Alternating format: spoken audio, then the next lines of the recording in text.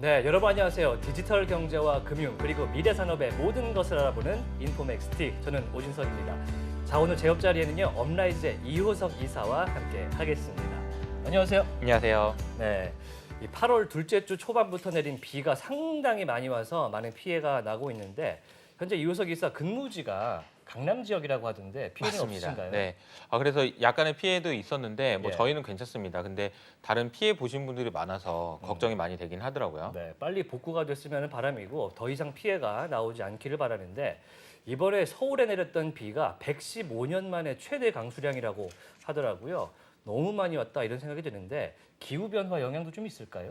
그렇죠. 이건 너무 명백하게 기후 변화 때문이라고 보셔야 될 것 같고, 예. 뭐 지역별로 보면은 뭐 유럽의 일부 지역에서는 비가 안 와가지고 수력 발전이 안 된다는 얘기도 있고, 영국은 또 50도 이상 올라가고 막 이런 이야기들도 있어서 그렇죠. 기후 변화가 참 여러 가지 다양한 관점에서 영향을 주는구나라는 것을 알 수 있는 것 같습니다. 앞으로 날씨가 어떻게 바뀔지 좀 걱정이 되기도 하는데 그래도 저희는 긍정적으로 오늘 인포맥스티 출발해 보겠습니다. 인사이트로 바로 시작하시죠.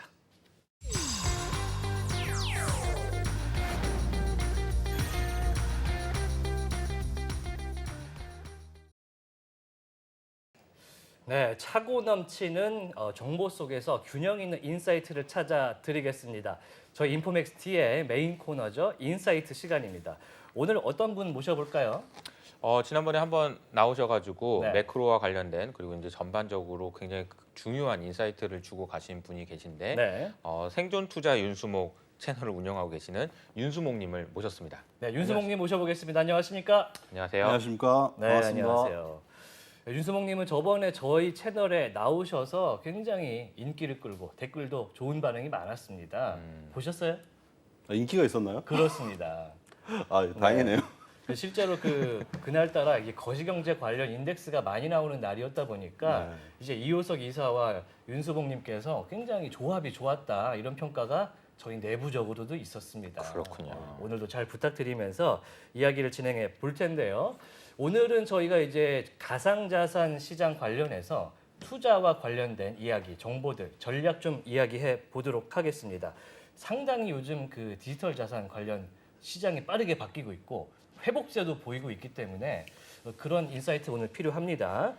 자, 본격적으로 얘기를 해볼 텐데 인스타그램 지난 올해 초에 이제 NFT를 하겠다라고 발표한 이후에 최근에도 100개국에 이 NFT를 도입을 하겠다라고 발표를 했습니다.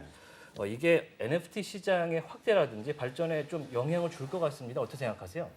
네, 사실 2021년 작년은 이제 누구나 한 번쯤 NFT라는 단어를 들어봤을 만한 그런 한 해였습니다. 그래서 영국의 콜린스 사전 같은 경우는 2001년도에 올해의 단어로 NFT를 선정할 정도로 그만큼 그 전에는 이제 사람들이 NFT가 뭔지도 몰랐었는데 불과 네. 20년도만 해도요. 작년 들어서 어디 뭐 뉴스를 펼치든 어디를 보든 NFT라는 단어를 한 번쯤 들어본 한 해였죠. 네. 근데 올해 들면서 사실 제가 이제 그런 전망을 많이 했습니다. 작년이 한 번쯤 NFT라는 단어를 들어볼 만한 한 해였다면 올해는 본인이 인지하든 인지하지 못하든 NFT를 하나씩은 가지게 될 해가 될 것 같다. 가진다. 예, 이렇게 전망을 했었는데요. 왜 그런 전망을 했었냐면 사실은 NFT라는 것은 이것 또한 물론 블록체인 상에서 만들어진 하나의 토큰의 한 종류이지만 기존에 우리가 블록체인 상에서 만들어진 것들은 가상자산이라는 어떤 개념으로 인지를 하고 있지 않습니까? 코인.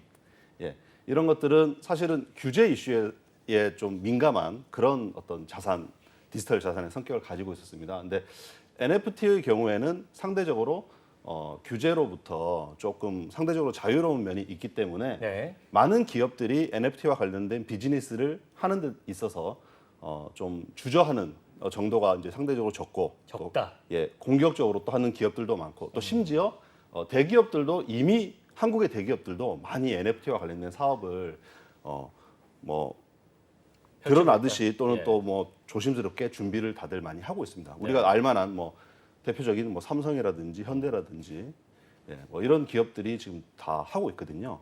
근데 그 와중에 그럼에도 불구하고 사실은 뭐 아직 내가 NFT를 가지고 있다 이런 것도 와닿지가 않는데 지금 말씀하셨던 인스타그램이 인스타그램. 예, 도입하는 것은 꽤나 이제 의미가 있는 것이죠. 사람들이 제일 많이 쓰고 있는 앱들이 뭘까요? 페이스북. 아마도 이 소셜 미디어 앱들을 제일 많이 쓸 겁니다. 한국에서는 카카오톡 제일 많이 쓰는 것 같고요. 그래서 이런 대표적인 소셜 미디어 중에서 NFT를 먼저 도입한 곳이 사실 있긴 했었습니다. 그게 이제 지금 화면에 준비되어 있는 이 트위터인데요. 트위터가 트위터 블루라는 그 서비스를 그 제공하면서 이게 이제 예. 유료 서비스입니다. 유료요. 예, 요거는 이제 본인이 가지고 있는 NFT를 이렇게 육각형으로 지금 보이죠? 그 프로필 사진 부분이. 네, 보통 네. 우리가 이제 프로필 사진은 암묵적으로 다 동그란 걸로 돼 있어요. 네. 여러분 쓰시는 거 한번 기억을 해보시면 위아래 잘리는 식으로. 예, 동그랗게 딱 나오는데 요게 이제 육각형으로 해서 육각형으로 표시된 거는 이건 NFT라고 이제 사람들이 인지를 이제는 하고 있습니다.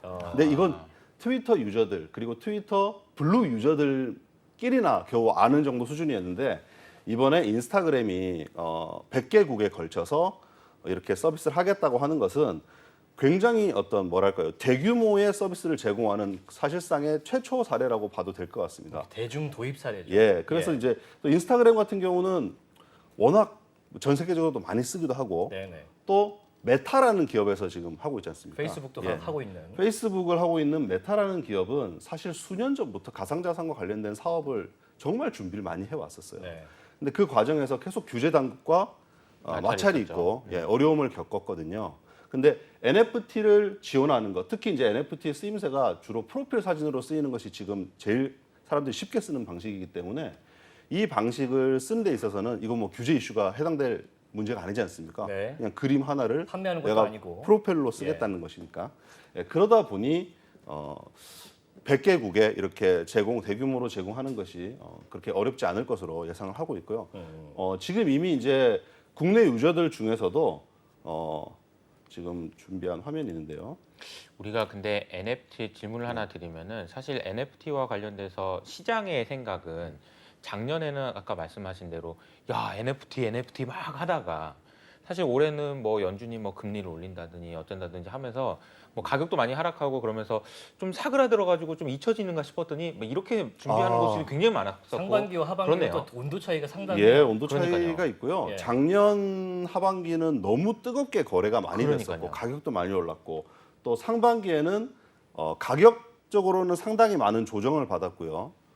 그랬지만 가상자산의 변동성 그리고 NFT 시장의 이런 변동성은 기존에 우리가 알고 있는 금융자산들보다도 더 크거든요.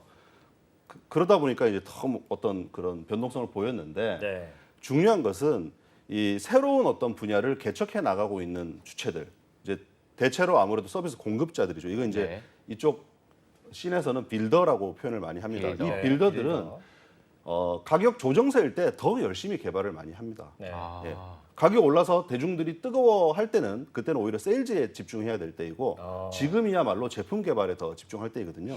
이게- 인스타그램도 지금 그렇게 이제 제품 개발에 집중하고 있는 것이고요. 그렇군요. 지금 보고 계신 화면은 네. 이제 한국의 그 모 아티스트 분이 이렇게 디지털 지금 인스타그램이 제공하고 있는 디지털 에셋 서비스의 선정이 지금 된 것 같아요 베타 서비스에. 그래서 이 자산을 소유한 사람 해가지고 이렇게 나와 있죠. 그래서 이게 디지털 자산이라는 형태로 제공될 때 이런 화면이 보일 거라는 거죠. 소유자가 나오는군요. 예, 지금 그래서 이게 베타 서비스 단계에 있기 때문에 일부 유저들만 이런 형태로 지금 쓰고 있는 상태입니다. 그래서 아마도 올해 하반기 중에 뭐 빠르면은 뭐 한두 달 내일 것이고요. 네.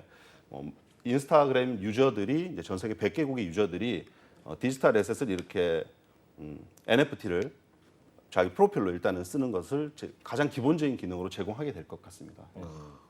인스타그램이 먼저 NFT를 선제적으로 확대 도입을 하게 되는데 디지털 월렛이 근데 NFT를 할 때는 필요하잖아요. 그렇습니다. 예. 그러면은 이걸 쓰게 되면 인스타그램이라는 큰 채널이 이 자산의 거래 시장으로 확대를 촉발할 수 있지 않을까 그런 생각도 드는데 어떻게 생각하세요? 굉장히 중요한 말씀이고요. 사실은 우리가 블록체인 상의 어떤 그 토큰을 사용한다거나 네. 또는 이런 NFT를 처음에 구매한다고 할 때 가장 큰 허들이 뭐냐면은 이 지갑을 만드는 거예요.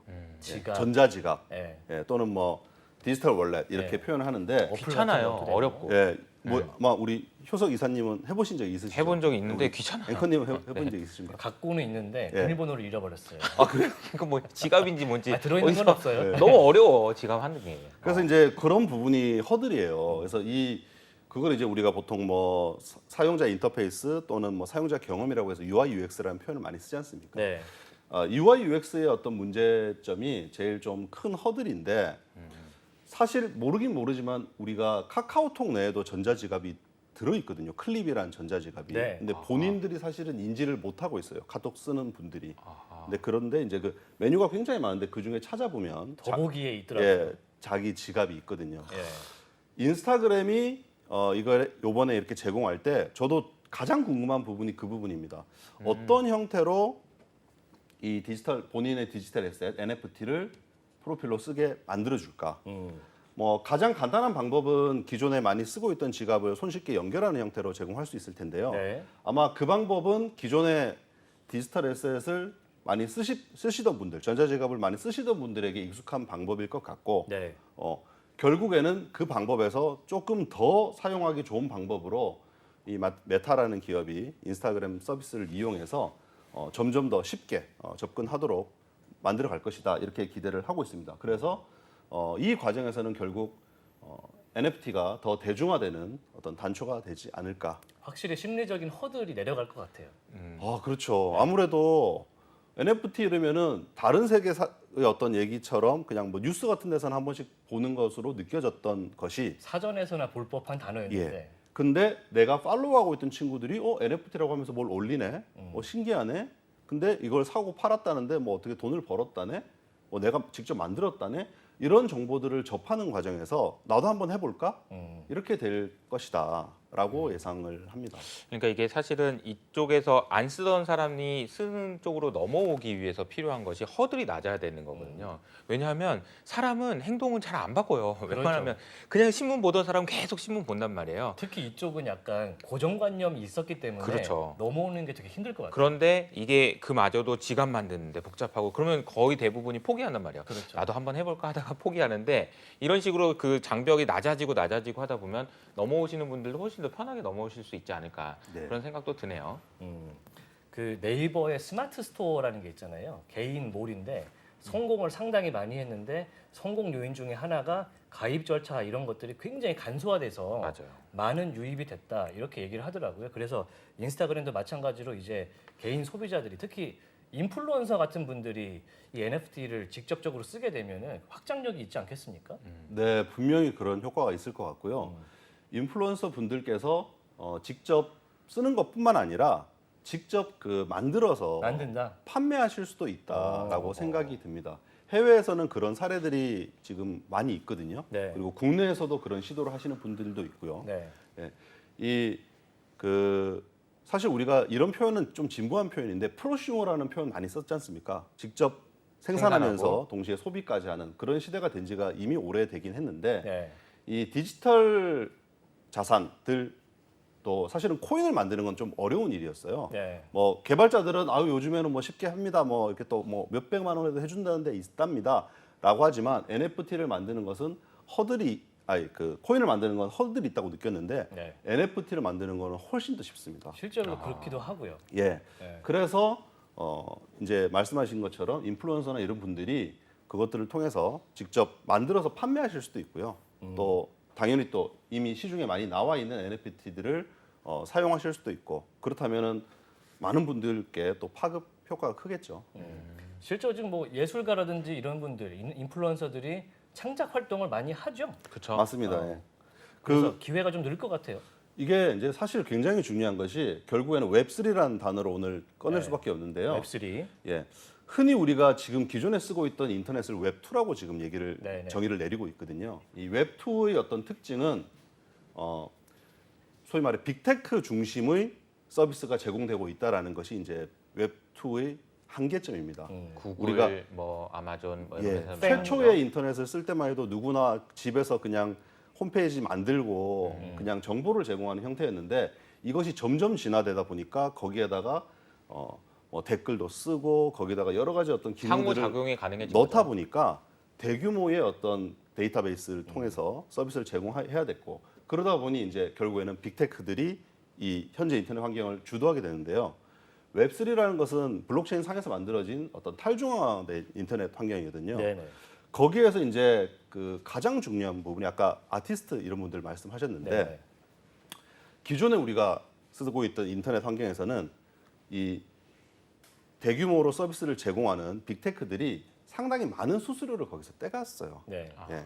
어떤 크리에이터들이 창작을 하고 이러면은 실질적으로 그런 말 많이 대표적으로 음원 산업 같은 경우지 않습니까? 네. 스트리밍 서비스 우리가 아주 편하게 듣고 있지만은 뭐 예전처럼 CD를 구입하지 않고 그렇지만 실제로 아티스트들 그 곡의 가수라든지 작곡을 하신 분들, 작사하신 분들한테 떨어지는 뭐 수입은 적다라는 것은 아주 수년 전부터 이슈가 되고 있는데 이런 부분들이 블록체인 상에서 만들어져서 이 유통 단계가 빅테크나 이런 걸 거치지 않고 직접적으로 크리에이터가 컨슈머에게 바로 직접적으로 판매되는 것도 가능해지고요. 네. 그리고 유통되는 과정에서도 수익을 발생시킬 수 있는 사실 크리에이터 생태계에서 이 바뀌는 인터넷 환경 그리고 이 NFT 같은 경우는 이미 이제 특히 이 비주얼 아트 하시는 분들께는 이미 이제 그런 시장이 열려 있는 상태거든요. 그러니까 이제 웹2 그러면은 그냥 사실 웹2가 있기 전에는 그냥 보고만 있었던 네. 시대였다면 웹2 그러니까 웹1에서는 그랬다면 웹2로 가면서 사람들이 서로 대화도 하고 이야기도 하고 인터랙션이 네. 교류가 있어서 되고. 소비자 입장에서는 엄청 편해졌잖아요. 근데 아까 말씀하신 대로 크리에이터들 입장에서는 섭섭했던 거죠. 아, 내가 이거 만들어서 올렸는데 유튜브도 내가 만들어서 올렸는데 그렇죠. 저기서 다 떼가네. 뭐 뭐 주긴 이런 하지만 주긴 하지만 유튜브 유튜브가 하시니까 유튜브 얘기가 오네요. 유튜브가 잘 되는 것만큼 내가 잘 되지는 않단 말이죠. 서름이 있으신 것 같아요. 아니 뭐 서름은 없습니다. 뭐 유튜브가 너무 좋아 잘해주시고 또 저의 이제 그 뭐라고 해야 되나 상사님이시니까 네. 저는 유튜브의 직원이기도 하니까요. 네. 근데 한편으로는 섭섭함이 있단 말이에요. 네. 아쉬움. 크리에이터 입장에서는 야 내가 있었기 때문에 저거 유튜브가 저렇게 커졌는데 그렇죠. 유튜브가 저렇게 커진 거에 대한 수혜는 나한테는 없는 것 같은데 아. 이런 섭섭함. 근데 이게 크리에이터들한테는 다 있는 거거든요. 이 웹3 환경에서는 좀 바뀔 수 있다라는 이야기인 것 같아요. 뭐 상당히 그런 영향력이- 느낌이죠. 뭐 재주는 곰이 넘고 그렇죠. 돈은 뭐 누가 번다 뭐 이런 표현처럼 빅테크가 물론 이제 많은 자산을 거기다 투자를 해서 그런 환경을 만들었겠지만 항상 달이 차면 또 기울고 뭐 이런 것처럼 네. 이제 이런 니즈가 많이 사회적으로 있고 거기에 따라서 기술도 그렇게 진화되는 것 같습니다. 세상이 바뀐다는 말씀을 하시는 것 같아요. 네, 맞습니다. 그래서 여기에 그리고 그 연이어서 중간에 NFT가 하는 역할이 굉장히 중요한 거죠, 사실. 네. 연이어서 얘기를 좀 해보면은 이제 인스타그램 얘기했는데 제가 찾아보니까 우리나라 빅테크라고 할 수 있는 뭐 SK텔레콤이라든지 네이버 라인이라든지 최근에 마켓플레이스 카카오도 아까 얘기하셨고요. 네, 네. 이제 마켓플레이스를 NFT 시장에서 열겠다라고 하고 있고 실제로 열었습니다. 네, 네. 대기업들이 지금 들어오고 있어요. 알게 모르게. 맞습니다. 요거는 또 영향력이 또 다를 것 같아요. 예, 최근에 SKT가 그 NFT 마켓플레이스를 열었다라는 보도를 저도 봤습니다. 네. 예. 참 그 대기업들이 이제 많이 이렇게 도전하고 있는 것이 굉장히 저도 고무적인데요. 참 문제는 아쉬운 부분은 뭐냐면은 아쉽다. 예, 이렇게 했을 때 실제 유저들이 많이 써줘야 되거든요. 아. 예, 그 부분에 있어서 좀 많은 노력들이 필요할 것 같다라는 생각은 듭니다. 어, 어쨌든 제가 앞서 말씀드린 것처럼 NFT라는 것이 규제로부터는 이제 상대적으로 자유롭다 보니까 가상자산 대비해서 많은 기업들이 부담 없이 좀 접근할 수가 있게 되었고 네. 마켓플레이스뿐만 아니라 직접 그 NFT를 크리에이트해서 판매하는 것들 그리고 특히 이제 가장 많이 쓰는 것이 핵심 고객들 멤버십으로 하는 그런 것들을 제일 많이 쓰고 있거든요. 야. 커뮤니티를 만드는 뭔가를 보상으로 주는 예. 그래서 회원권 같은 거죠. 아, 일종의. 예, 뭐 NFT 이런 컬렉션을 10,000개짜리 컬렉션을 발행해서 10,000개의 어떤 VIP 고객들에게 NFT를 나눠준다거나 아니면은 뭐 적당한 비용으로 판매를 한다거나 그리고 이 NFT를 가지고 있는 홀더 분들에게 어떤 베네핏을 주는 그런 형태로 현재는 서비스를 제공을 하고 있습니다. 최근 또 뉴스 나온 게 이제 스타벅스가 NFT를 통해서 보상 프로그램을 운영하겠다. 그걸 네. 이제 안 하는 데가 없네. 9월에 공개한다는 뉴스가 맞아요. 나오기도 했는데 그러네요. 정말 말 그대로 안 하는 데가 없는데 그러니까요. 우리나라에서는 이제 규제가 좀 있다 보니까 안 하는 듯 하는 모양새가 조금 나오긴 합니다. 그래서 많은 분들이 사실 NFT 조금 관심 먼저 보이면은 이 시장에서 리더가 될 수도 있지 않을까 이런 생각도 해봅니다. 근데 아까 이제 수목님도 말씀하셨지만 제일 중요한 거는 써줘야 돼요. 아무리 만들면 뭐 하나요? 쓰는 네. 사람이 되게 중요한데. 들어가 봐야 돼요. 그리고 이제 그 소비자들이 많아져야 되는데 유저들이 많이 확보하지 못하는 NFT 시도는 사실은 그냥 난 한번 해봤네 이 정도지 그 성공했다고 보기는 어렵거든요. 그렇지. 예, 예, 맞습니다. 앞으로 그런 부분에서 되게 많은 고민들이 필요하지 않을까라는 생각이 듭니다. 이 NFT 관련 얘기를 좀 더 해보면은 NFT 아까 웹3 얘기하셨잖아요. 네. 이 생태계의 플랫폼이 되는 뭐랄까 네트워크, 요게 또 이더리움 70%가 이더리움으로 구성돼 있다. 네. 이런 얘기를 또 하는데 이 이더리움이 또 변화가 또 있다고 그래요. 네, 9월에 뭐 이더리움 바뀐다는데. 사실은 이제 오늘 이 자리에서 지금 말씀을 드리자면 네. 하반기에 어떻게 될 것 같냐 이 얘기를 처음에 이제 오늘 방송 투자 정보 전에 전략의 컨셉인데. 말씀드렸는데 예. 사실 우리가 그렇거든요. 가상자산의 NFT 시장에 대한 하반기 전망 뭐 할 수는 있습니다. 근데 결국에는 크게 두 가지로 나뉘어요. 외부 환경, 외부 변수, 그리고 내부의 어떤 이슈. 근데 외부 변수라는 것은 결국 매크로 환경이거든요. 예. 매크로 환경은 뭐 사실 우리가 제가 아니더라도 지금 많은 분들이 지금 얘기를 하고 있고 지난번에 저희도 뭐 우리 CPI 얘기도 하고 얘기했죠. 기준금리 얘기를 했었는데 매크로 환경과 그런 별개로 내부 환경은 뭐가 있나 보면 NFT 시의 경우에는 앞서 말씀드린 것처럼 인스타그램. 인스타그램. 예, 이 인스타그램 이슈는 제가 굳이 이제 왜 중요하다고 봤냐면 2020년도에 가격이 급격하게 이제 가상자산 시장에서 움직이기 시작했던 주요한 동인 중에 하나가 페이팔에서 이 비트코인 구매를 결제를. 결제를 지원하면서부터였어요. 예. 그게 상당한 반향을 불러일으켰거든요.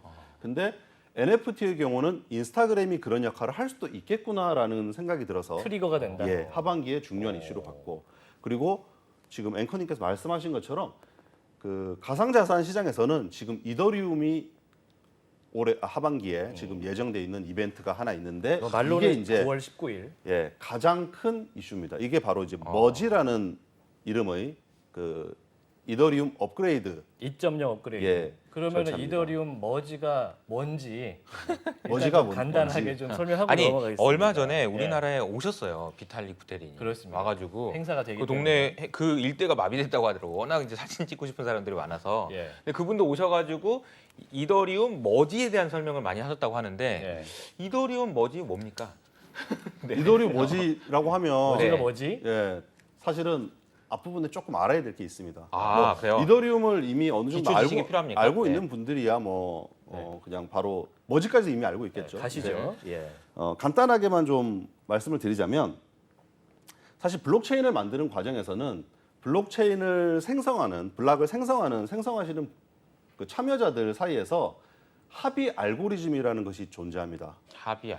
블록을 생성할 때 어떤 조건으로 합의를 우리 할 것인가. 그러니까 블록체인의 요 블록을 정도면은 생성할 때. 요 정도면 하나 더 만들기로 하자 이런 거. 예, 개념인 그래서 거죠? 이제 그 뭐 규칙이라고 해야 되겠죠. 네. 하나 만들기로 하자라기보다 규칙인데 이제 가장 대표적인 가상자산인 비트코인. 우리가 비트코인을 채굴한다라는 표현을 많이 쓰지 않습니까? 그렇죠. 네. 그래서 그 채굴하는 방식을 통해서 그 채굴 행위가 사실은 이제 수학 문제를 푸는 것인데 그 방식을 우리가 POW라고 합니다. Proof of Work라고 해서 그 채굴 행위를 하는 것을 그 작업으로 보고 워크가 작업이잖아요. 그래서 네. 작업 증명 이런 표현을 씁니다. 아, 너 숙제 잘했구나 그러면서 오케이 이런 개념인가요? 네. 근데 이제 이더리움도 사실 똑같은 방식의 POW 방식, 작업 증명 방식을 썼었거든요. 네. 근데 작업 증명 방식이 뭐 한계가 있는 것이 속도가 좀 느리고 확장성이 좀 떨어지는 면이 있어요. 아, 근데 이더리움은 이 스마트 컨트랙트 서비스를 제공하고 있기 때문에 그 위에 이게 플랫폼으로 작동하는 것이거든요. 약간 어플 만들 수 있는 맞습니다. 플랫폼. 네. 그래서 그 위에서 굉장히 많은 앱들, 디센트럴라이즈드 앱, 우리가 이제 뭐 그 휴대폰에 쓰고 있는 앱들처럼 탈중앙화된 앱들이 엄청나게 많이 올라가 있는데 네네. 이것들이 여러 가지로 작동하려고 하면 아무래도 그 속도라든지 이런 환경들이 좀 더 쾌적해야 될 거예요. 그러니까 그 문제 때문에 이더리움이 이제 어떤 한계를 가지고 있었고 POW 방식이 아니라 좀 더 그런 면에서는 나은 POS. POS. 예, 이것을 이제 지분 증명이라고 합니다. Proof of Stake라고 해서 지분 증명이라고 하는 이 방식으로 업그레이드를 하고자 하는 그런 목표를 가지고 있었습니다. 그래서 이게 사실 벌써 수년이 지났습니다. 하겠다고 한 이미 게. 예, 하겠다는 얘기는 아, 뭐 지금 미뤄온 것이 그 처음에 하겠다고 얘기한 건 한 거의 4년 넘은 것 같고요. 양치기 소년이고. 예정됐던 기간도 지금 거의 한 2년째 늦어졌거든요. 네. 그래서 지금 보시는 화면을 제 준비한 화면을 보시면은 붉은 색깔로 프루프 오브 워크라는 형태로 지금까지 이제 해왔고 예. 프루프 오브 스테이크 형태로 바꾸기 위해서 합의 알고리즘을 바꾸기 위해서 20년도 말부터 해서 준비를 해왔습니다. 이 초록 색깔로 아하. 된 것이 예. 비콘 체인이라는 걸 이제 먼저 만들어서 그러니까 일단은 지금 녹색이 옆에서 먼저 가고 있군요. 예 예, 이어달리기 미리 하는 것처럼. 별도로 이제 준비를 하고 있었던 거죠. 네. 예 그리고 머지라는 게 사실은 우리 잘 M&A 할 때 그 그렇죠, 그렇죠. M이 머지잖아요. 예. 그렇죠. 합병하는 합치는 거. 거. 예. 액퀴지션. 그래서 그거를 합치는 작업. 아. 예, 그게 이제 이번에 지금 예정되어 있는 머지라는 것이고 이것이 이더리움이 지금까지 모든 역사를 통틀어서 가장 중요한 업그레이드 작업입니다. 예, 그래서 이것이 머지가 이루어지고 나면 이 작업 증명 방식, 채굴 방식으로 하는 이 방식은 이제 사실상 종료되는 것이거든요. 예, 그래서 이제 굉장히 큰 이게 이슈가 되는 겁니다. 왜냐하면 그러면은 여태까지는 그래픽 카드 좋은 걸 써서 네. 이더리움을 채굴한다 이런 개념이었는데 이젠 그게 안 된다는 거죠? 그렇죠. 그런 방식으로는 더 이상 이더리움을 채굴할 수 없다라는 거죠. 채굴이 끝난다는 겁니다. 채굴은 그냥 채굴은 예. 이제 더 이상 안 된다. 채굴이 이제 안 된다. 그러면은 예. 지분을 가지고 있다는 걸 증명하면은 뭐가 되는 거예요? 지분 POS는? 그렇게 되면은 이제 지금부터는 어떻게 그 블록을 어떻게 생성하냐면 이제 32개를 가지고 있으면은 이제 이 스테이크를 할 수가 있거든요. 예. 그럼 내가 이제 지분을 가지고 있는 것만큼 거기에 참여하는 것만큼 보상 코인을 받게 되고요. 32개가 있어야 되는 거예요? 예. 예. 32개면 한 2,500만 원어치 이더리움인데. 아, 그거에 예. 만큼인가요? 지금 이미 예. 비포체인에서 그렇게 하고 있습니다. 예. 아, 그렇군요. 예, 그런 형태로 이제 채굴이 되고, 채굴이 아니라 생성이 되고. 새로운 코인이 생성이 되고, 근데 그 과정에서 채굴과는 달리 아무래도 수량이 굉장히 많이 줄어듭니다. 공급되는 수량이. 우리가 딱 생각을 해보면 그런 생각을 해볼 수가 있을 거예요. 채굴을 하면 굉장히 많은 그 코인들이 지금도 뭐 비트코인 지금도 채굴하고 있을 것이고 이더리움 지금도 채굴하고 있을 테인데요. 이 채굴하는 방식이 중단되고 그냥 스테이크 된 사람들에게만 일정 수량을 주는 것이 사실은 공급적으로 이더리움의 공급 측면에서 굉장히 공급이 감소되는 효과를 가져오게 됩니다. 지금 제가 요거는 이제 직접 제가 그린 표입니다. 그렇군요. 비트코인은 이제 계속 채굴 방식을 이어가고 있죠. 예. 그리고 우리가 비트코인 반감기라는 거 알고 있지 않습니까? 예. 반감기라는 것은 한 블락을 채굴하는 사람에게 주어지는 보상이 반으로 줄어드는 것을 우리가 반감기라고 딱 하는데 전화부터 예. 반만 주는 거예요. 예. 현재 우리가 적용되고 있는 수준은 이제 전체 비트코인의 공급량 대비 연간 공급되는 그러니까 인플레이션율이라고 할까요? 늘어나는 수준이 1.7% 정도가 이제 공급이 되고 있어요. 다음 반감기는 비트코인의 경우 2024년 5월로 예정되어 있는데 예. 이때 이제 반으로 줄어들면 한 0.8% 정도씩 공급이 되는 거고요. 또 2028년이 되면 0.4% 정도로 공급됩니다. 네. 점점 공급이 줄어드는 이런 구조가 되어 있어요. 이더리움의 경우에는 지금까지 채굴 형태였는데 이것이 이제 4.3% 정도가 공급되는 수준이었어요. 사실 그 전에는 더 많았거든요. 이더리움이 처음에는 한 블락 채굴할 때 채굴할 때 이제 5이더씩 주다가 3이더 주고 2더 주고 있는 게 지금 4.3%입니다. 근데 요게 이번에 POS로 전환되게 되면 이 공급량 자체가 확 줄어들어서 0.3에서 0.4% 정도로 지금 예상을 하고 있어요. 반감기가 아니고 10분의 1 예. 반감기네요. 그래서 10분의 이제 1 이건 뭐 이더리움은 반감기라는 개념이 없는 거죠. 없는 거지만 예. 이게 줄어드는 폭을 보면 그래서 거의 10분의 1로 그래서 그 얘기를 합니다. 세 번의 반감기를 거친 것과 같은 효과를 가지고 온다고 해서 예, 뭐 트리플 반감기다 뭐 이런 표현을 또 쓰고 있기도 하거든요. 트리플 반감기다. 예. 야, 이게 그러면은 그래서 이제 공급이 확 줄어드니 음. 지금 이제 이 이더리움의 이 머지 작업과 관련해서 POS로 전환하는 작업과 관련해서 네. 긍정적으로 보고 있는 쪽에서는 야 이거 공급이 확 줄어드니까 이거 가격에 굉장히 상승 요인이 된다라고 지금 보고 있는 것이죠. 충분히 그럴 만하죠. 네. 야, 근데 이게 성공하느냐 여부가 되게 중요할 것 같은데 날짜가 정해져 있어요? 아니면은 기대하고 있는 날짜가 있습니까 이게? 이 날짜가 네. 또 그때쯤 갔더니 계속 또 미뤄져 안 왔어요, 하더라. 사실. 그러니까. 계속 미뤄져 아 이러다가 또 이제 또 미뤄지면 어떡해? 그럴 수 있죠. 그럴 그러니까 수 올해 있잖아요. 사실은 6월에는 된다. 막 아. 그런 얘기를 했었다가 또 미뤄진 게 지금 이제 9월 뭐 19일 뭐 이런 얘기가 나오고 있는 건데 네. 9월 19일이요. 9월이면 사실 이제 한 달밖에 안 남았거든요. 아니 9월 그래서 19일이면 매크로 차원에서는 FOMC 바로 전주입니다. 그래서 그렇죠. 이게 상당히 좀 중요할 것 같네요. 네. 그래서 이제 지금 그런 상황입니다. 근데 이제 우리 요석 이사님께서 말씀하신 것처럼 뭐 미뤄지지 말라라는 보장은 없죠. 그렇죠. 이게 항상 저도 뭐 제품 개발을 몇 번 해보면서 느낀 것은 출시 예정일은 항상 지켜지지 않더라고요. 목표치죠, 목표치. 목표치고 옆에서 밤새서 하고 있는 거지. 그래서 이제 그 개발을 많이 굉장히 오래 해보신 분들께 좀 여쭤봤어요. 출시 예정일을 어떻게 해서 맞출 수 있냐. 네. 그러니까 그거는 맞출 수가 없다. 어. 출시 예정일이 늦어질 걸 예상하고 3개월 정도 늦춰가지고 했더니 그때로 생각하고 또 비례해가지고 또 더 늦춰지더라. 이런 얘기를 하시더라고요. 그래서 뭐 개발하는 과정에서는 아무래도 그런 이슈들이 발생하는 것 같은데 네. 이더리움도 이제 뭐 지금 뭐 여러 차례 늦춰져 왔기 때문에 뭐 이번에는 그래도 좀 지켜지지 않을까 뭐 이런 기대를 일단은 하고 있고요. 요번에 그 이제 비탈릭이 이제 한국의 코리아 블록체인 위크라고 해서 지금 네. 이번 주가 사실 그 블록체인 위크 주간이거든요. 네, 8월 둘째 주. 예. 그래서 지금 비탈릭 부테린도 이더리움의 수장이죠. 네. 와 있습니다. 서울에. 그래서 머지와 관련된 이런 내용들을 피치를 하고 홍보를 했었습니다. 그래서 지금 보여주고 있는 화면이 나가고 있는 아마 화면이 있는 것 같은데요. 네. 이 화면이 지금 비트코인 대비 이더리움의 가격 흐름입니다.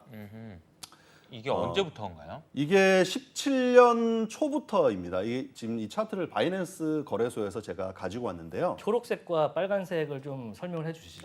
초록색, 빨간색은 양봉, 음봉을 나타내는 올라갈 것이고요. 때는 초록색, 올라갈 빠질 때는 빨간색. 예, 맞습니다. 올라갈 때 초록색, 내려갈 때 이제 빨간색이고 네. 가장 좀 긴 게 빨간색이죠.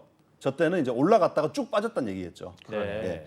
저 때가 언제냐면 17년 말입니다. 예. 아마 다들 기억하시겠지만 우리 대중들에게 가장 강력하게 기억되어 있는 그 비트코인 강세장 그리고 특히 국내에서는 이제 거래소 다 폐쇄하겠다는 얘기까지 나왔던 그 시점이 이제 17년 말, 18년 그 초였습니다. 앞쪽에 있는 빨간색 높은 것. 예, 그래서 이제 저 때가 비트코인 대비 이더리움의 가격이 가장 높았을 때예요. 예. 근데 지금 이 차트를 제가 이제 어젯밤에 캡처를 해서 지금 가지고 왔는데요. 지금 이제 가장 오른쪽에 있는 그 위치가 지금 현재 우리 가격 위치거든요. 네. 그러면 이더리움 머지가 성공적으로 되고 이더리움의 가격이 많이 오를 걸로 기대하는 쪽에서는 이런 생각을 하는 거죠. 야, 이거 이더리움 이번에 상대적으로 비트코인 대비해서도 가격이 확 치고 나갈 것이야. 이런 기대를 하고 있고 일각에서는 비트코인의 시가총액을 넘어설지도 모른다라고 정말요? 주장하는 분들도 있습니다. 그 경우가 지금 17년 말, 18년 초에 이 고점 수준이 예. 지금 이 BTC 대비 이더리움 이 차트가 그 수준 근방까지 간다면 예. 비트코인과 시가총액이 비슷해집니다. 지금 비트코인 시가총액의 딱 절반 정도가 되거든요, 이더리움이. 예, 그렇기 때문에 비트코인 대비 이더리움의 이 차트의 고점을 갱신한다면은 아마도 비트코인의 시총을 넘어설 수도 있다라는 게 이제 비트코인에 대해서 긍정적으로 보는 분들이 이더리움에 대해서. 이더리움에 대해서 긍정적으로 분들이 그렇게 생각한다는 거죠. 보고 있는 분들이 그렇게 보고 있죠. 뭐 저도 그렇게 보고 있지는 솔직히 않고요. 뭐 그렇게 되더라도 일시적일 걸로 보고. 그럼 최근에 수목님은 상승장- 비트코인을 예. 좀 더 좋아하시는 것 같은데요. 그렇죠. 저는 비트코인을 좋아하고 비트코인이 굉장히 뭐 중요한 코인이기도 하고 비트코인의 시가총액이 궁극적으로는 가장 큰 수준을 유지할 수밖에 없을 것이다라고 이제 기대를 하고 있습니다. 그렇지만 단기적으로 머지 이슈로 인해서 아주 성공적으로 POS 전환이 이루어진다고 하면 네. 그때는 단기적으로 이더리움이 좀 치고 나가는 어떤 흐름이 될 수 있고요. 또 일시적으로 비트코인 시총을 뭐 넘을 수도 있다고는 생각합니다. 예. 그런 정도로 생각을 하고 있고요. 근데 이 과정에서 이제 아마 앵커님이 막 질문하시려고 하시는데 아유, 제가 막 하고 싶어요. 궁금한 게 많아지네. 예, 제가 이제 먼저 말씀을 드리게 되는 것 같은데 예. 일각에서는 지금 그런 얘기들이 나오고 있어요. POS로 전환을 하는데 기존에 채굴하던 분들이 많잖아요. 아하. 사실은 사실은 개인 채굴자도 많고. 너무 많아요. 네. 이게 비트코인 같은 경우는 이제 개인이 채굴하기가 좀 힘든 수준까지 왔거든요. 네. 상당한 그 컴퓨팅 파워가 필요해서. 근데 이더리움의 경우에는 그 정도는 아니다 보니까 네. 컴퓨터가 많은 데들 있죠. 뭐 대표적인 데가 어딜까요? PC방? 이런 데가 대표적이잖아요. 네. 대한민국에 있는 PC방들은 거의 다 이더리움 채굴을 하고 있다고 보시면 돼요. 아, 그 진짜요? 정도예요? 모르셨죠, 이거? 그렇죠. PC방도 요즘에는 저런. 이제 뭐 그 프랜차이즈 PC방도 워낙 많고 예. 그런데 이더리움 PC방이 뭐 항상 10,000원이지 않지 않습니까? 예. 그러면은 PC방에 이제 고객이 와서 PC를 쓸 때는 끄지만 그 나머지 시간은 놀고 있잖아, PC가. 특히 심야 돌리는군요. 시간에. 예. 그러다 보니 놀고 있을 때는 채굴을 하기 위해서 아하. 이 채굴을 제공하는 서비스를 제공하는 회사들이 있어요. 어. 그래서 PC방을 운영하시는 분들도 내가 뭐 채굴에 대해서 깊게 모르더라도 아. 굉장히 쉽게 그 채굴을 하고 있습니다. 어. 그러다 보니 어떻겠습니까? 이 하나의 산업이거든요, 채굴 자체가. 비즈니스가 됐네요. 예. 이미 미국에서는 비트코인의 경우에는 비트코인 채굴하고 있는 기업들이 상장된 기업들이 있어요. 예, 예. 예. 그러다 보니 이제 이 채굴 또한 하나의 산업이고 이더리움 채굴이 이제는 중지된다? 그러면은 이게 그래도 수입원이었던 기업들 그리고 이걸 하나의 어떤 주요한 어떤 먹거리로 삼았던 곳들에서는 상당히 부담되는 상황인 것이죠. 근데 이게 예. 딱 일단 용어로만 들었을 때의 느낌이 예를 들어 POW 하면은 일한 거에 대한 보상으로 예. 주는 거잖아요. 작업을 내가 했으니까. 열심히 일했으니까. 예. 근데 일하는 걸로는 더 이상 못 받고 가진 자들끼리만 갖는다는 거냐? 그게 이런 불만이 32 있을 개나 수 있어요. 되는. 그것도 예. 야, 32개 못 가진 사람은 그러면 꺼지는 예. 건가? 뭐 이런 생각이 들잖아요. 그런 뭐 섭섭함 이런 게 있을 것 같은데. 그런 이유도 물론 제기가 됩니다. 그러니까 그래서 그 중에 하나가 아까 말씀하셨던 예. 뭐 게임 방이 될 수도 있고 PC 방이 될 수도 있는 예. 거고. 그러니까 채굴하는 입장에서는 어쨌든 수익원이었던 게 사라지니까 그렇죠. 채굴을 통해서 이게 계속 유지되어야 되지 않냐. 그러면서 내세우는 논리가 방금 이제 이사님 말씀하신 것처럼 가지고 있는 사람들에게 그들이 이제 검증자, 그걸 이제 밸리데이터라고 하는데, 그렇죠. 예, 블록체인을 생성하는데 가지고 있는 사람들이 그냥 그 역할을 한다? 그러면 가지고 있는 사람이 더 가지게 되는 거면 이거 결국 뭐 탈중앙화라고 하더니 맞아요. 더 중앙화를 강화되는 거 아니야? 부익부 빈익부 예. 되는 건 아니고. 그러니까 그런 뭔가 벌써 논리를- 섭섭해지는 것 같아요. 그런 논리를 내세우면서 어. 이제 채굴을 다 해야 된다라고 네. 얘기를 하고 있는 것이죠. 예. 어. 그래서 이제 심지어 우리가 이제 블록체인에서는 우리가 포크라는 표현 들어보셨는지 모르겠는데, 포크 예, 포크라는 것은 우리가 포크 있잖아요, 집는 거, 음식 집는 찍어가지고. 거, 찍는 예. 거 삼지차 예. 같은 거. 예. 예. 그렇게 이제 포크가 탁 찍어가지고 나한테 가지고 오는 거잖아요. 그래서 이제 포크라는 행위는 기존의 코드를 그대로 베끼는 거죠. 복제해가지고 와가지고 예. 그대로 자기가 또 똑같은 걸 따르게 계속 빌드업 해 나가는 걸 네. 포크라고 합니다. 예. 예. 이 포크 행위는 사실 비트코인에서는 굉장히 많이 이루어졌었어요. 네. 그래서 우리가 한 번쯤 들어봤을 만한 비트코인 캐시, 뭐 비트코인 골드, 뭐 비트코인 빵빵, 뭐 엄청 많거든요. 비트 땡땡. 그렇군요. 예, 비트 맞아. 비트 뭐뭐이기도 하고, 예, 예, 네, 뭐 네. 그런 식으로 이제 이름이 다 지어져서 상당히 많은 코인들이 과거에 나왔었고 예. 지금도 뭐 명맥을 어느 정도 유지하고 있는 것들도 있지만은 상당히 많은 코인들이 비트코인으로부터 하드 포크하는 것들이에요. 근데 이더리움이 이제 POS로 전환한다고 하니 이더리움 하드 포크 하겠다라고 아, 하는 주체들이 있는 것이죠. 그러니까 이제 POS로 가니까 예. POW 하던 채굴자들은 우리는 분리 독립을 하겠다. 그렇죠. 우리 아. 분리 독립해서 계속 그냥 채굴 행위로 가겠다. 아. 그리고 우리만의 이더리움을 계속 우리는 만들어 가겠다. 이런 주장을 하는 곳이 나왔고, 쉽지 않네. 예, 그러면 이제 다른 채굴자들 여기 붙겠죠 일단. 예. 왜 가만히 있어 어차피 할 거 없으니까. 예. 그러니까 이제 챈들러 거라고 이분이 이제 그 채굴자인데 이분이 먼저 이제 이런 얘기를 했고 트위터에 이제 한번 공개를 했습니다. 내가 과거에 이더리움 하드포크 해본 적이 있다. 이번에 또 한 번 하는 것이기 때문에 나 잘할 수 있다. 사실 하드포크를 해도 사람들이 많이 그 체인을 생성을 하는데 참여하지 않으면 그냥 하드포크하고 끝나는 거거든요. 이제 네. 막 그런 차원으로 과거에 아마 기술적으로 해본 적이 있다라는 것을 주장하시는 것 같고 예. 할 수 있다라고 하면서 이 세를 모으고 있어요. 그러다 보니 이제 여기에 채굴에 그동안 참여했던 경우에는 뭐 적극적이든 뭐 좀 뭐 수동적이든 뭐 어쨌든 계속 유지가 되면 좋으니까 좀 동조하는 입장이 될 수밖에 없고. 약간 언론 플레이도 하고 있는 것 같아요. 아 그렇죠. 예. 언론 플레이도 하고 저는 있습니다. 느낌이 뭐 어떤 중세 시대의 성주가 있어서 예. 막 이렇게 새를 모아가지고 쳐들어가자 막 이런 거랑 비슷한 느낌이에요. 견고한 성을 지금 만들어가고 있는데 네. 그걸 이제 또 부수려고 하는 세력들도 있는 것 같고 맞습니다. 흥미진진합니다. 예. 네. 또 그 와중에 거래소들은 거래소들. 어떻습니까? 거래소들은 거래되어서 발생하는 수수료를 먹는 게 거래소잖아요. 그렇죠. 그렇죠. 그러다 보니 일부 거래소가 또 이 POW 방식으로 하는 이더리움이 또 나온다고 하면 지원하겠다라고 어허. 또 동조하는 데들이 있는 거죠. 벌써부터요. 예, 그래서 폴로닉스라고 하는 그런 거래소의 경우에는 벌써 그런 선언을 했습니다. 그리고 그 외에도 이제 일부 중소 거래소들이 우리도 참여하겠다라고 서비스를 제공하겠다라고 지금 얘기를 하고 있고. 뭔가 느낌으로 들었을 때는 하드포커가 실제로 일어날 것 같은 느낌도 많이 들거든요. 네.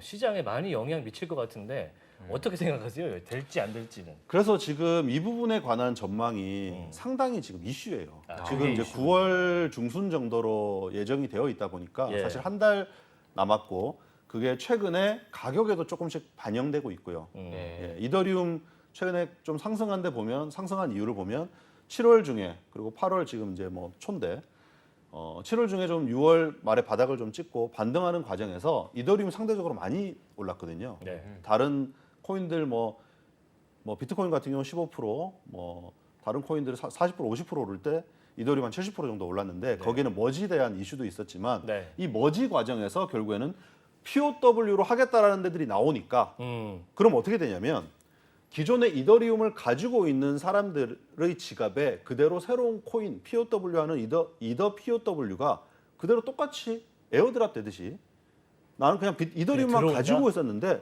이더리움이 POS로 전환되는 이더리움 그대로 있고 예. 또 POW 하는 이더리움도 또 들어오는 거예요. 세를 불리기 위해서. 그렇죠. 그러니까 이더리움을 하나 가지고 있었어요. 예. 근데 이더리움 하나 있었는데 이더 POW도 또 하나 생기는 거야. 혹하네. 예. 혹합니다. 좋죠. 예. 예, 그러니까 이제 이게 결국에는 가치가 뭐 제로로 수렴될 것이다 뭐 이런 얘기들도 있지만은 네. 어쨌든 코인이 하나 더 생기니 받자마자 바로 팔아도 뭔가 돈 이득 뭐 아니냐? 그게 뭐 얼마일지 모르지만 돈 되는 거 아니야?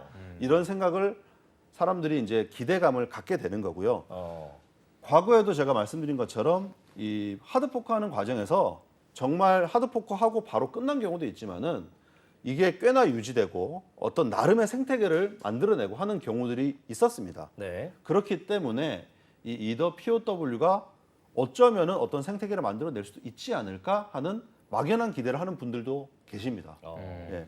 그래서 지금 이게 굉장히 큰 이슈고 또 비트코인하고는 또 다른 것이 비트코인의 경우에는 스마트 컨트랙트를 제공하고 있지는 않았어요. 네. 그래서 그 위에 이해관계 구조가 지금 이더리움에 비하면은 단순했습니다. 네. 근데 이더리움은 어떻습니까? 이게 스마트 컨트랙트를 제공하다 보니까 사실상 플랫폼의 형태였고 네. 이 위에 굉장히 많은 우리가 알고 있는 수많은 DApp들이 올라와 있기 때문에 네. 포크를 해가지고 하드 포크를 한다는 것은 이것들을 그대로 다 복제한다는 얘기거든요. 쉽지 않겠네요. 예. 그러니까는 굉장히 혼란스러운 상황이 올 수 있다라는 게 이제 문제이고요. 네. 그러다 보니 일부 DApp들의 경우에는 우리는 POS만 지원할 거야. 그 POW로 만든다는 세력들이 있는데 그건 우리 지원 안 하니까 그 괜히 그거 하다가 혼란 갖지만 너희들 그러니까 오리지널 피해본다. 이더리움만 지원한다. 이런 것들을 선언한 예를 들어 체인링크 같은 곳이 이제 체인링크는 오라클을 제공하는 것이거든요. 네.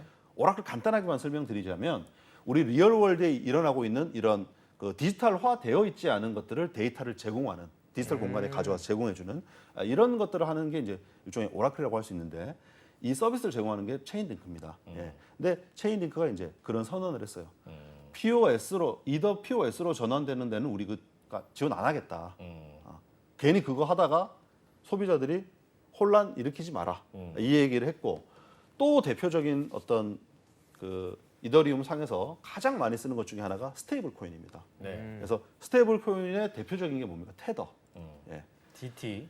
예. 테더를 그 서비스하고 있는 쪽에서도 그 얘기를 했어요. 우리는 POS를 지원하겠다. 네. 근데 이제 POW를 지원 안 하겠다는 얘기는 또 안 했어요. 예, 그게 조금 애매하긴 한데 그렇지. 그렇죠. 어쨌든 이 스테이블 코인을 우리가 뭐 지난번에 우리 테라 이슈도 겪으면서 알고리즘 스테이블 코인 같은 경우는 좀 취약점이 보였는데 그렇죠. 지금 가장 많이 쓰고 있는 USDT나 USDC 같은 이런 스테이블 코인의 경우에는 사실은 달러를 리저브하고 있는 만큼만 이 스테이블 코인을 발행한 보유하고 스테이블 있는 코인이에요. 만큼만 발행한 거죠. 맞습니다. 그래서 뭐 담보를 이게 이제 기반으로 담보부 스테이블 코인입니다. 그러면은 담보는 하나인데 네.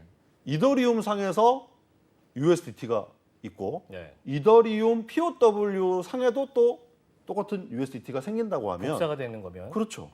그러면 이중으로 생긴 꼴이 되니 예. 결국에는 담보하는 쪽에서는 어디를 지원하는지를 정해가지고 얘기하는 게 맞는 거죠. 그렇죠. 예.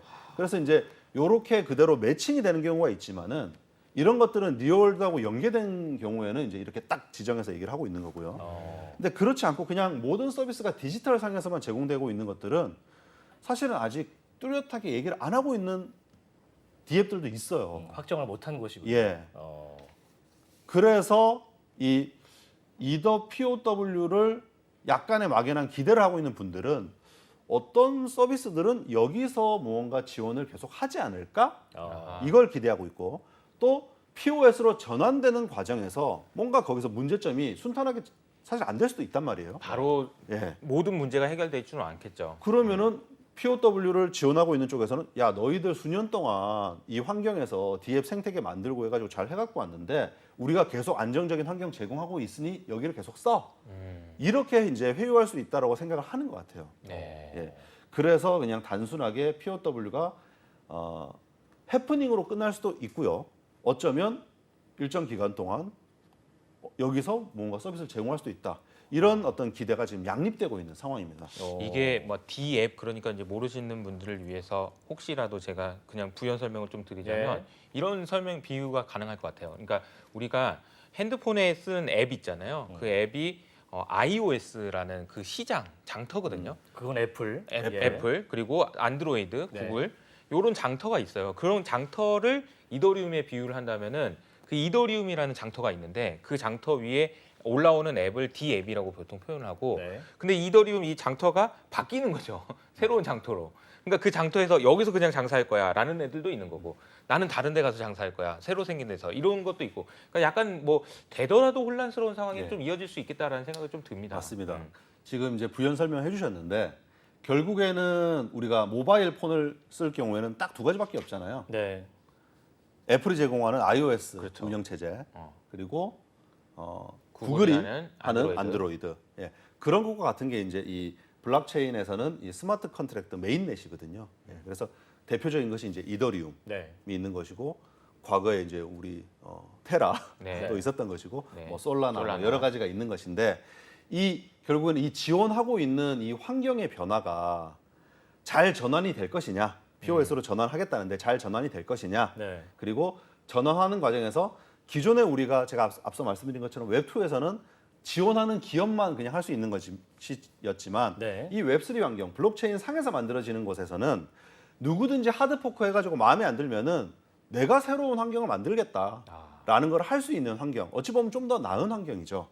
누군가가 독점적인 어떤 힘이 있는 것이 아니기 때문에. 근데 동시에 혼란도 좀 초래될 수가 있는 그렇죠. 그런 것이죠. 그래서 POW로 우리가 하겠다라고 하는 이 어떤 대치 상태 이런 게 있는 것입니다. 그래서 제가 준비한 화면이 하나 있는데요. 예. 요거를 한번 보시면은 이더리움 대 스테이크드 되어 있는 이더리움을 비교한 차트입니다. 이 스테이크 스테이크 되어 돼 있던 있다라는 게, 이더리움이라는 건 뭐냐면 제가 아까 그 보여드렸던 POS로 전환하기 전에 만들어졌던 비콘 체인이라는 게 있다고 했었어요. 네. 그래서 그 저기 뭐냐, 밑에서 따로 오고 있는 밑에서 거죠. 따로 오고 2차선에서. 있던 거. 예. 2차선에서 따로 있다. 오고 있는 거. 예. 음. 거기에 지금 스테이킹 돼 가지고 있는 것들이 이제 스테이크드 이더입니다. 아. 예.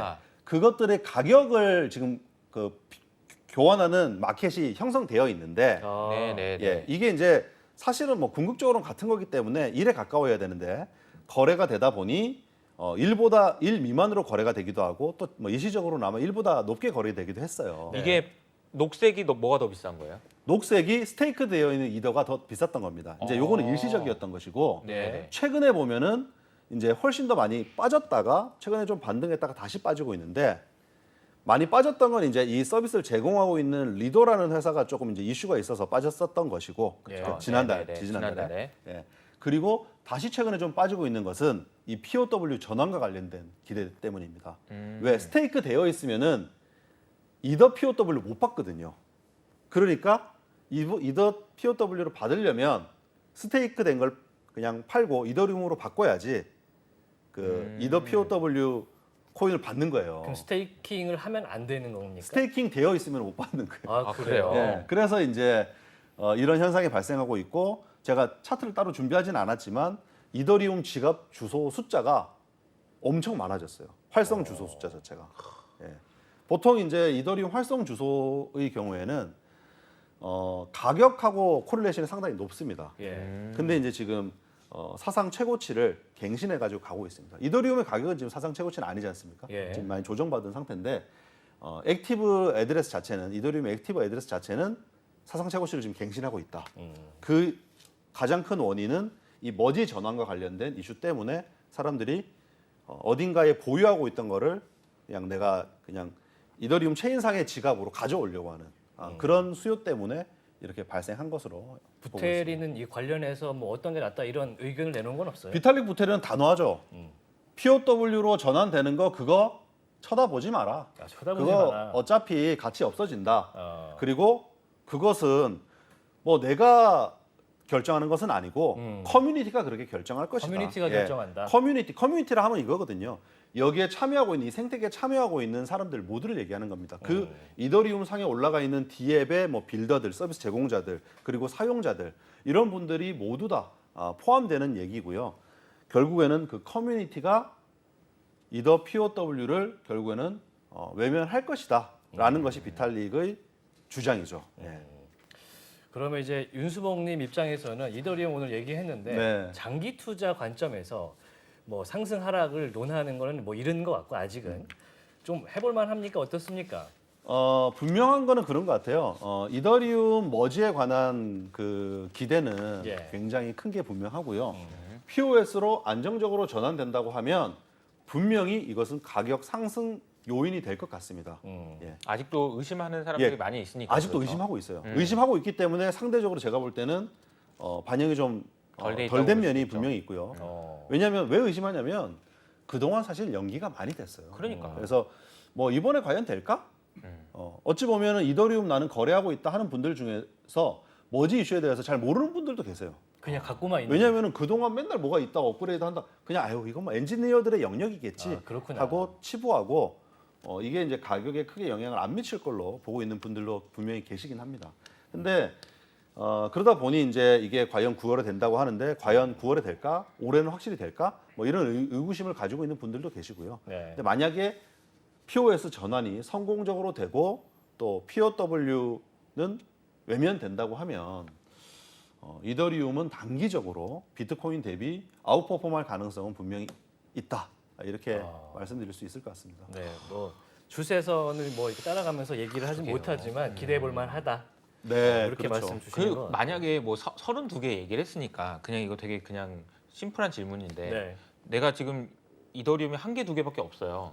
근데 32개가 있어야 된다면서요. 그럼 지금 사야 됩니까? 그래서 한두 개 있는 32개 분들도 채워야 되나? 사실은 이미 이제 그런 서비스들이 많습니다. 아. 한두 개만 있는 사람들 오세요. 우리 그러니까. 32개 세트 만들어 가지고 스테이킹에 끼워 드릴게요. 해서 아까 그 리도라는 회사도 그런 거 하는 회사인 거고요. 그러니까 일종의 개처럼 예. 몇 개 모으자 그래서 예, 30개 모아가지고 모아서 이렇게. 우리가 스테이킹 하면 이제 그 스테이킹 밸리데이터들에게 이제 보상이 주어지거든요. 네. 그게 참여자 숫자가 많아질수록 이 이자율은 낮아지는데 네. 처음 할 때만 해도 저도 이제 참여했었는데 처음 할 때만 해도 뭐 10%가 넘었었고 뭐 7%대 하다가 지금 이제 많이 줄어들어서 4%대까지 내려와 있는 거죠. 예. 그래서 이것들이 이제 참여를 많이 할수록 앞서 보신 것처럼 이제 연간 공급이 뭐 0.3, 0.4%까지 빠지니까 그때는 이제 공급이 진짜 많이 줄어들게 되는 겁니다. 저 오늘 이더리움 얘기했는데 지난 시간에 나오셨을 때 우리 윤수봉님께서 이제 매크로 얘기하시다가 네. 가상자산 얘기를 못 하셔갖고 조금 아쉬워하셨거든요. 오늘 내용 어떠셨어요? 이런저런 오늘은 이제 좀 이제 하반기에 주요 이벤트 두 개를 뭐 NFT 신에서는 인스타그램의 대규모로 서비스를 하게 된다라는 거. 네. 그리고 가상자산의 경우에는 이더리움이 가장 중요한 이더리움 역사상 가장 중요한 POS로의 전환 그 이벤트를 앞두고 있다라는 거. 이 두 가지를 이제 말씀을 드렸는데요. 가상자산은 뭐 어쨌든 장기적으로 볼 때 분명히 이쪽은 엄청나게 성장할 수 있는 시장이고 여러분들이 이제 투자 관점에서도 관심을 가지는 게 좋은 것 같고요. 네. 그리고 지난번에 제가 이제 비트코인 MVRV라는 그 예. 지표를 말씀드리면서 그때 당시가 사실은 0.9 수준이었어요. 제가 오늘 사실은 여기 자리에 오는 중에 예. 지난번에 제가 방송할 때 그때 MVRV가 얼마였지 하면서 이제 확인을 해봤더니 0.9였는데 네. 현재 이제 1.05 정도까지 올라왔어요. 1.1 넘어갔다가 다시 조금 조정받아서 1.05인데 MVRV 비트코인 MVRV가 1 이하에서는 사실은 굉장히 저평가 구간이거든요. 상대적인 가치 기준으로. 예. 그렇기 때문에 뭐 지금 수준도 긴 관점에서 보면은 이 가상자산 시장을 주도하고 있는 비트코인이 상대 가치가 낮은 수준인 건 맞다. 네. 라고 이제 장기 투자 관점에서는 말씀드릴 수가 있겠고요. 네. 또 말씀드린 것처럼 이더리움은 이슈가 있고 만약에 머지가 제대로 안 된다고 하면 이더리움은 또 꽤나 큰 변동성을 보일 수 있습니다. 그렇죠. 뭐 변수가 많은 거죠 지금. 저는 지난번에 나오셔가지고 매크로 얘기를 워낙 잘해주셔가지고 네. 매크로 전문가이신 줄 알았더니 야, 암호자산 쪽에 오늘 또 눈빛이 정말 빛납니다. 네, 훨씬 더 그래요? 그때보다도 네. 초롱초롱하신 것 같아요. 또 막 모셔봐야겠어요. 다음에 네. 비트코인 이야기도 한번 들어보도록 언제까지 하겠습니다. 뭐 나올지 한번 계속 까봐야 되겠다라는 생각이 좀 들긴 하네요. 네, 생존 투자의 윤수홍님 오늘 함께했습니다. 나와주셔서 대단히 고맙습니다. 고맙습니다. 감사합니다. 감사합니다. 네, 저희 인포맥스티 오늘 굉장히 꽉 찬 내용으로 전해드렸는데 굉장히 좋았다는 생각이 듭니다. 네. 내일도 저희 돌아오니까요. 함께해 주시면 대단히 고맙겠습니다. 시청해 주셔서 고맙습니다. 안녕.